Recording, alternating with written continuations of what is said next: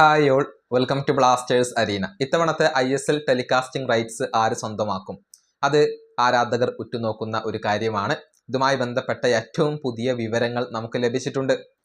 ധനഞ്ജയാണ് ഇക്കാര്യം റിപ്പോർട്ട് ചെയ്തിട്ടുള്ളത്. അതായത് 5 ഗ്രൂപ്പുകൾ, 5 കമ്പനികൾ ഇതിനു വേണ്ടി രംഗത്ത് വന്നിട്ടുണ്ട്. അതിൽ 3 കമ്പനികൾ പ്രീ ബിഡ് കോൺഫറൻസിൽ ഇപ്പോൾ പങ്കെടുത്തിട്ടുണ്ട് എന്നാണ് അറിയാൻ സാധിക്കുന്നത്.